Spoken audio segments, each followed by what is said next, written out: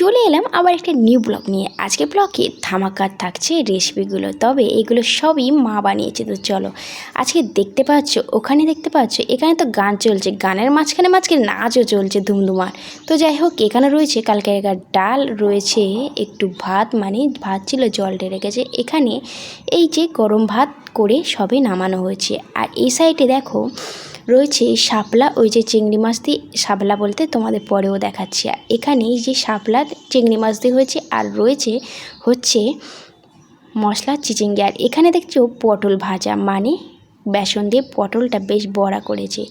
আরও অনেক কিছু রয়েছে রেসিপিগুলো, তবে আজকের মাই সব বানিয়েছে। যেহেতু রোববার মা বাড়ি থাকে, তো তার জন্য ভিডিওটা বানানো। আর মা রান্না করেছে, যেহেতু রোববার ভিডিওটা তোমাদের সঙ্গে শেয়ার করতে পারিনি নানান কারণে, নানান পরিস্থিতিতে।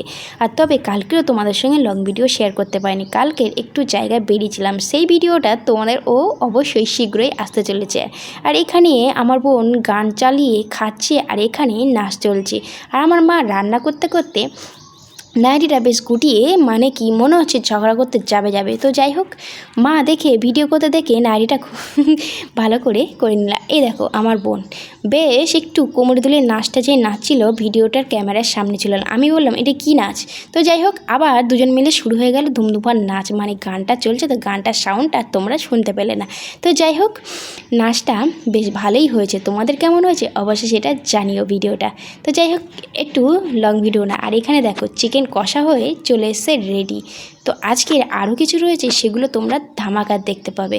তবে আজকে রেসিপিগুলো বেশ সুন্দর সুন্দর আর খেতে অসাধারণ হয়েছে মশলা চিচিঙ্গে, শাপলা চিংড়ি, পটল বড়া, আর এখানে দেখো লোটে মাছ বড়া, আর রয়েছে চিচিঙ্গেটা কি সেটা হয়েছে পোস্ত দিয়ে, আর ওখানে রয়েছে লোটে মাছ আর মাংস। এই হচ্ছে রবিবারের মেনু। তো তোমাদের পুরো ভিডিওটা কেমন লাগলো অবশ্যই সেটা জানিও কমেন্টে। তো ভিডিওটা ভালো লাগলে একটা লাইক কমেন্ট শেয়ার করে দেবে। আর সবাই সুস্থ থাকে, ভালো থাকে। নেক্সট ব্লগে আবার ধামাকার হতে চলেছে।